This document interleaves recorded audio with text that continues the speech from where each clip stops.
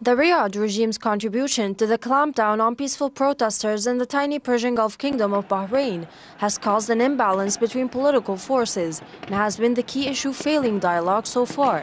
This was the main outcome deduced by international strategic analysts and other participants who gathered in the Lebanese capital Beirut to discuss the consequences of the Saudi intervention on the political and human rights situation in Bahrain. The Saudi troops have contributed to the killing, to the manipulation in the demographic balance, to the torture and to the destruction of mosques. They are destroying places of worship in Bahrain.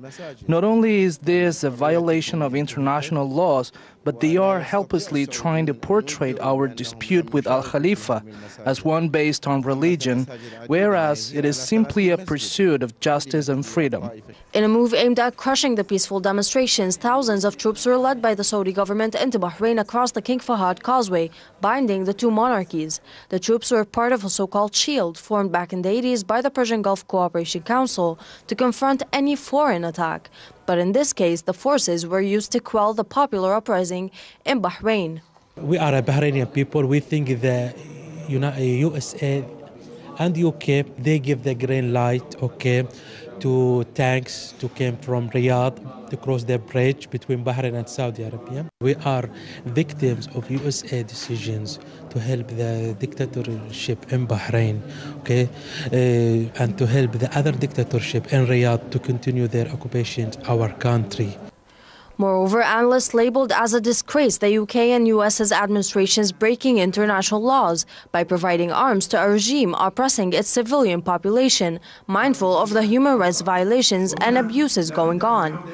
This is a blatant violation of international law. They have no regard for democracy or freedom or anything that related to that.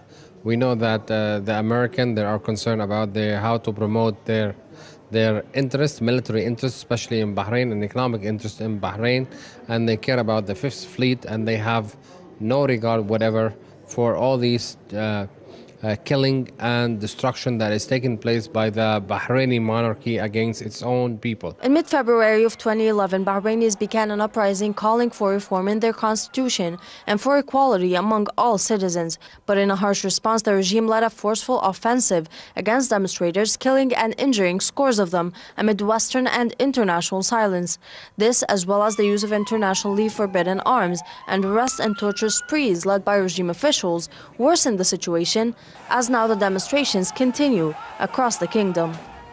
Observers argue that the main reason for the failure of dialogue between political rivals in Bahrain is the Saudi and Western backing for the Manama regime, which they say is aimed at preserving autocratic monarchies in the Persian Gulf at a time when the whole world seems to be advancing towards democracy. Altaf Ahmed, Press TV, Beirut.